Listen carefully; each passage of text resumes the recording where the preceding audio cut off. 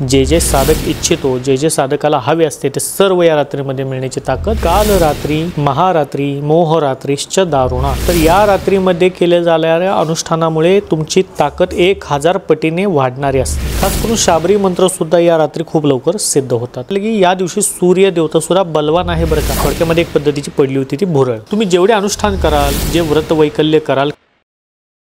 ओम सतनमो जारीश गुरुजी कॉलेज बड़े बाबा दादा गुरु चैतन्य सिद्ध सद्गुरु महायोगी मत्स्येंद्रनाथ साहब कॉलेज चैतन्य सिद्ध सद्गुरु शंभू जेटी गुरु गोरक्षनाथ बाबा कॉलेज नवनाथ 84 लोकादेश अलख निरंजनादेश. सर्वप्रथम तर मी तुम्हाला विनंती करू इच्छितो की याचा जो भाग आहे हा संपूर्णपणे पाहण्याचा प्रयत्न करा. जे जे तुम्ही इच्छित असाल ते तुम्हाला सर्व मिळण्याची क्षमता, ते सामर्थ्य त्या एका रात्रीमध्ये आहे. अशी शुभ रात्री किंवा सिद्ध रात्री आहे, त्याबद्दल मी माहिती देण्याचा प्रयत्नाची या भागामध्ये केलेला आहे. आपल्या हिंदू धर्म सनातन संस्कृतीमध्ये प्रत्येक दिवस प्रत्येक रात्रींना हे विशेष महत्व आहे. कॅलेंडर प्रमाणे 365 दिवसांचे एक वर्ष हे मानले जातं. 365 दिवस असतील, 364 किंवा 365 रात्री असतील. याच्यामधले काही दिवस काही रात्री या विशेष असतात. घटिका असेल, मुहूर्त असेल, दिवस असेल, नक्षत्र असेल, याला विशेष महत्व आहे. सामान्यातील व्यक्तिरेखा सुद्धा एखाद्या गोष्टीची खरेदी करायची असेल, घर खरेदी करायचं असेल, प्लॉट खरेदी करायचा असेल, वाहन खरेदी करायचं असेल किंवा गुंतवणूक करायची असेल, महत्वाचा निर्णय घ्यायचा असेल तर इझिली कॅलेंडरमध्ये दिवस कसा आहे तो पाहत असतो. म्हणजे यातनं बोध काय घेतो की पुरातन कालापासून जे आपल्याला आपल्या ऋषीमुनींनी जे लिहून दिलेले ग्रंथ आहेत, पंचांग आहे, पंचांगामध्ये असलेली वेळ आहे, मुहूर्त आहे, याला विशेष महत्व आहे.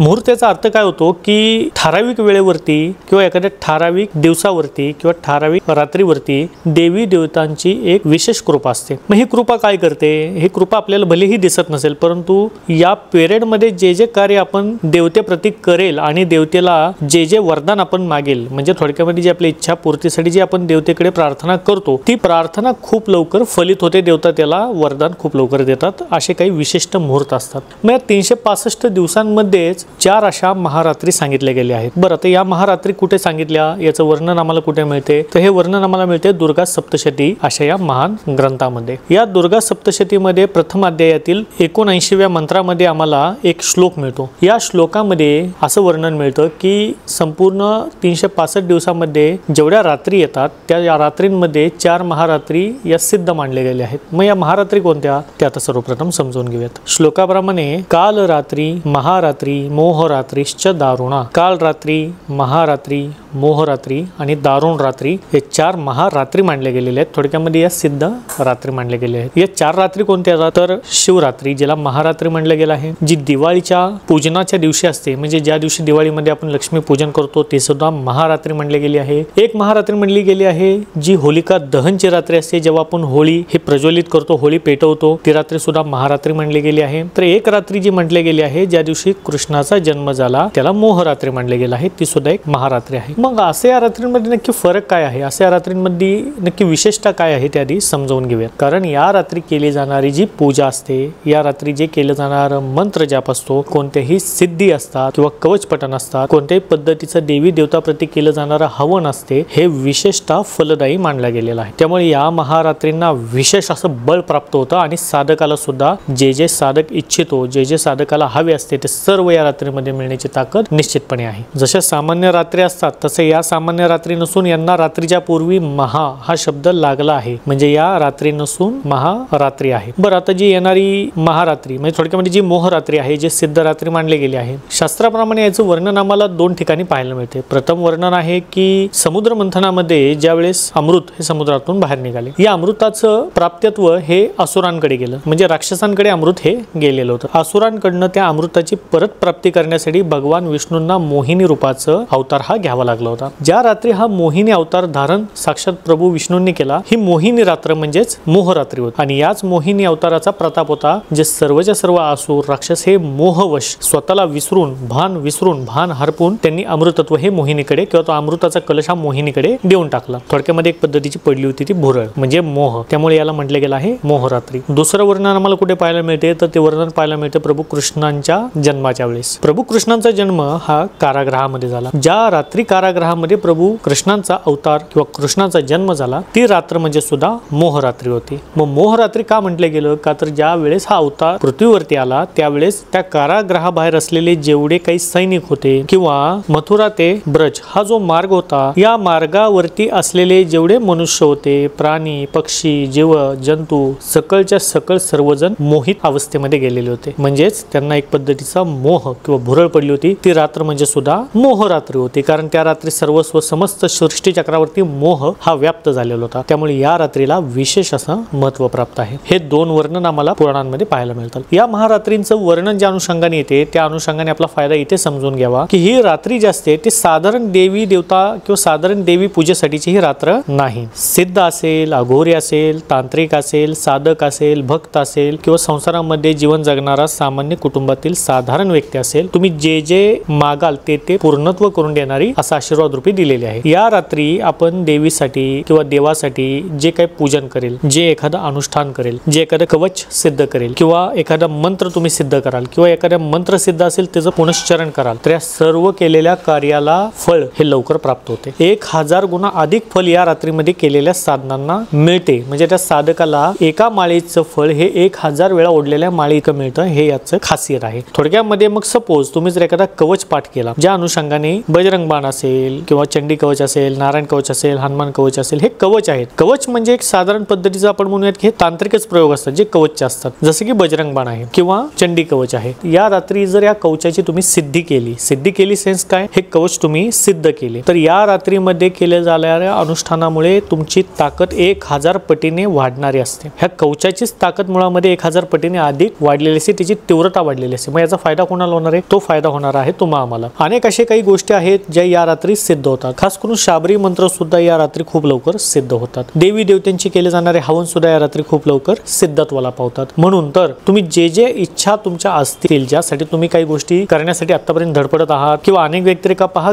ग्रसित आहेत, करणी सारख्या, भानामती सारख्या, चेटक विद्या सारख्या अशा या गोष्टींमुळे किंवा जे समाजामध्ये असलेले दुष्ट तांत्रिकांमुळे अनेकशे व्यक्तिरेखा हे ग्रसित आहेत. अनेकांचे फोन प्राप्त होतात, व्हॉट्सअप प्राप्त होतात की अमुक अमुक करणी किंवा अमुक अमुक अशा काही त्यांच्या गोष्टी होत आहेत की जेणेकरून त्यांच्या संसारामध्ये स्पॉइल होत आहे, मुलाबाळांमध्ये व्यवस्थित जमत नाहीये किंवा घरामध्ये वातावरण बिघडलेल्या स्वरूपामध्ये राहते. अशा अनेक ना विधी कारण करणीच्या स्वरूपामध्ये असतात. आणि प्रत्येक व्यक्तिरेखेला ज्या ज्यावेळेस कुठे ना कुठे गेल्याच्या नंतर बाबा बुवाकडे हे सांगण्यात येते की करणी झालेली आहे. परंतु करणीतून बाहेर पडण्याचा खऱ्या अर्थी उपाय जर असेल ना, तर तुम्ही स्वतः कवच सिद्ध करणे खूप मोठा उपाय आहे. मग तुम्ही बजरंग बाण सिद्ध करू शकता, इव्हन शाबरी कवच सिद्ध करू शकता, चंडी कवच पाठ आहे तो सिद्ध करू शकता, हनुमान कवच सिद्ध करू शकता, नारायण कवच सुद्धा तुम्ही सिद्ध करू शकता. याचबरोबर या रात्री किंवा या दिवशी ज्या दिवशी कालाष्टमी आहे, ह्या दिवशी तुम्ही मूर्तीची सुद्धा स्थापना तुमच्या घरामध्ये अवश्य करू शकता. या अनुषंगाने तुम्ही या रात्री साधना किंवा तुमचं व्रत किंवा अनुष्ठान करण्याचा अवश्यपणे प्रयत्न करायचा आहे. बरं, आता या सिद्धरात्रीचं एवढीच माहिती आहे का किंवा ही सिद्धरात्रीची गणना एवढ्या पुरतीच मर्यादित आहे का? मुळामध्ये याची गणना होऊ शकत नाही, परंतु याच्यामध्ये एक सोने पे सुहागा योग सुद्धा निर्माण होत आहे. तो नक्की कसा? ज्योतिषीय शास्त्रानुसार आपण जे वागत आहोत, आपल्या आयुष्यावरती जे काही प्रतिसाद उमटत आहेत, जे आपलं चलन वलन होत आहे, याला सुद्धा कुठे ना कुठे नवग्रह यांची दशा अंतर्दशा या कारणीभूत असतात. याच नवग्रहातील सूर्य देवता जो आत्म्याचा कारक आहे, आपण करत असलेल्या भक्तीचा कारक आहे, म्हणजे आपण जे काही तप करतो, अनुष्ठान करतो, याचा सुद्धा कारक हा सूर्य देवता आहे. तर हा सूर्य देवता याच रात्री हा त्यांच्या स्वयं राशीमध्ये पदार्पण करत आहे. म्हणजे तो सिंह राशीमध्ये सूर्य देवता हे या दिवशी येत आहेत. मग ही काल रात्री किंवा कालाष्टमी किंवा महारात्री किंवा सिद्धरात्री हे नक्की कोणत्या तारखेला येत आहे ते आता समजून घेऊया. दिनांक 16 ऑगस्ट 2025 या दिवशी येत आहे शनिवार. या शनिवारी कालाष्टमी म्हणजेच ही सिद्ध असलेली महारात्री ही येत आहे. त्यामुळे पहा, तुम्ही जेवढे अनुष्ठान कराल, जे व्रत वैकल्य कराल या रात्रीमध्ये, याला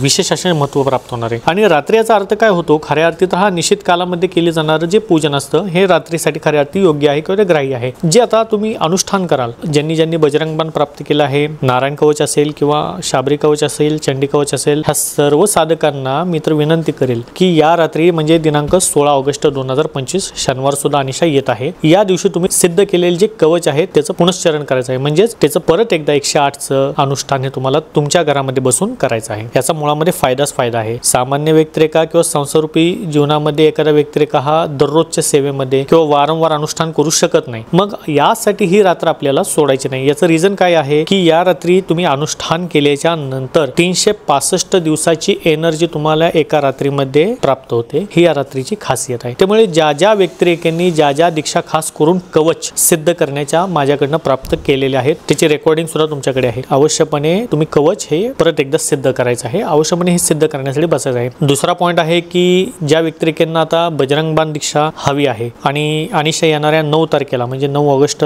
2025 येत्या शनिवारीच बजरंग बाणची दीक्षा ही लाईव्ह ऑनलाईन स्वरूपात स्वरूपामध्ये देण्यात येणार आहे। झूम या ॲपद्वारे तुम्ही घरात बसून तुम्ही ही दीक्षा ग्रहण करू शकता। तुम्ही त्या रात्री तुमच्या घरामध्ये बसून झूम या ॲपद्वारे दीक्षा समजवून घेता। त्या दीक्षेचं संपूर्ण रेकॉर्डिंग परत एकदा तुम्हाला मी स्वतः टेलिग्रामच्या मार्फत हे पाठवणार आहे। म्हणजे टेलिग्राम मार्फत तुम्हाला रेकॉर्डिंग सुद्धा मिळते, PDF मिळते, लाईव्ह दीक्षा अटेंड करता आणि कालाष्टमीच्या दिवशी तुम्ही या सिद्ध रात्रीमध्ये बजरंग बाणचं अनुष्ठान सुद्धा करू शकणार आहे। हा खूप मोठा फायदा तुमचा सर्वांचा आहे। कवच असेल किंवा मंत्र असेल किंवा यंत्रपूजन असेल, हवन असेल, असे जे अग्निकर्म असतात किंवा ज्या मंत्रामध्ये किंवा ज्या कवचामध्ये अग्नितत्व याची प्रचिती बलवंत अधिक असते, हे आपल्याला अधिक पद्धतीने किंवा प्रमाणामध्ये आपल्याला हे सिद्ध करायचे असतात। आणि सेकंड पॉईंट हा सुद्धा मी तुम्हाला सांगितलं की या दिवशी सूर्य देवता सुद्धा बलवान आहे बरं का। सूर्य देवता ज्या ज्या क्षणी बलवान असतात निश्चितपणे पराक्रम घडवतात। आणि हे जे तुम्ही करत आहात कवच, आता अनेक लोक आता सिद्ध करतील। 9 तारखेला तुम्ही बजरंगबाण दीक्षा घ्याल। अनेकांनी यापूर्वी बजरंगबाण असेल, चंडीपाठ असेल किंवा नारायण कवच, जेवढ्या दीक्षा तुम्ही घेतलेल्या आहेत ना, शेवटी तुम्ही करत आहात ते काय आहे? ते तप आहे। अनुष्ठान म्हणजे एक पद्धतीचं तप आहे। अनुष्ठानाला बसल्याच्या नंतर जे अंगामध्ये ऊर्जा यायला हवी, या तपाचं सामर्थ्य आपल्या अंगामध्ये प्राप्त व्हायला हवं, त्यासाठी सुद्धा सूर्य देवता हा तुमच्या राशीला, तुमच्या कुंडलीला चांगला असावा लागतो। त्यामुळेच या रात्री केले जाणारी साधना, या रात्री सिद्ध केले जाणारे अनुष्ठान, याच्यामध्ये सूर्य देवतेची खास करून साथ तुम्हाला लाभणारी आहे। याचा निश्चितपणे फायदा हा तुम्हाला होणार तर आहेच आहे, शिवाय तुमच्या केल्या जाणाऱ्या साधनेमुळे, तुम्ही करत असलेल्या पाठामुळे किंवा जे कवच तुम्ही सिद्ध करणार याच्यामुळे तुमच्या बरोबर तुम्ही, तुमच्या घरातला प्रत्येक व्यक्तिरेखा, तुमचं स्वयं असलेलं स्वतःचं घर किंवा ज्या ठिकाणी तुम्ही वास्तव्य करत आहात ती जागा ही शुद्ध होणार आहे। कारण एकच रिझन आहे, भलेही तुम्ही कवच हा 108 वेळा एकदा सिद्ध कराल, परंतु त्यापासून मिळणारी जी ताकद आहे ना, ते 108 पाठाची नाही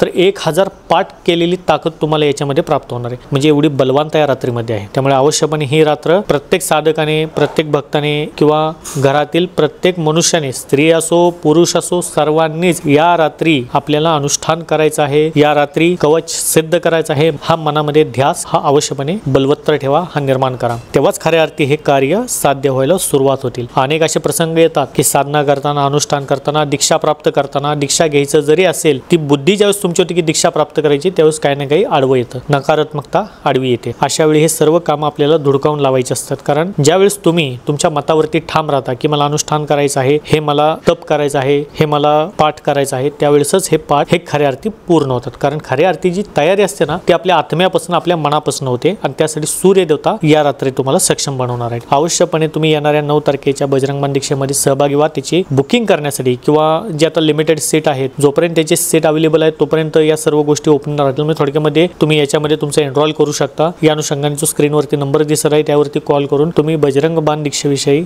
माहिती घेऊ शकता आणि तुमचं ॲडमिशन येणाऱ्या 9 तारखेसाठी रजिस्ट्रेशन करू शकता। रात्री 9:30 ते 10:30 या दरम्यान 1 तासाच्या कालखंडामध्ये ही दीक्षा तुम्ही प्राप्त करणार आहात। आणि श्रावण मास चालू आहे, हा संपूर्ण मासमध्ये येणार ही जन्माष्टमी म्हणजे दुग्ध शर्करा योग म्हणावा लागणार आहे। आणि सूर्य देवता हे स्वयं राशीमध्ये विराजमान होणे म्हणजे खूप मोठा सौभाग्य योग आहे। त्यामुळे अवश्यपणे ह्या सर्व गोष्टी करण्याचा प्रयत्न करा। आणि मी जाहीररित्या आवाहन सुद्धा करतो की ज्या ज्या साधकांनी, ज्या माता भगिनींनी ज्या दीक्षा माझ्याकडनं ऑनलाईन स्वरूपामध्ये प्राप्त केल्या, कोणतीही दीक्षा तुम्ही कवच या रूपाने प्राप्त केलेली असेल, त्याच्या रेकॉर्डिंग ह्या तुमच्याकडे आहेत, त्या रेकॉर्डिंग पहा। त्या अनुषंगाने तुमच्या घरामध्ये परत एकदा अनुष्ठान करण्याचा प्रयत्न करा। संपूर्ण घर तुमचं पवित्र तुमच्या फॅमिली सहित होणार आहे। एवढी ताकदवान, ऊर्जावान ही रात्री आहे।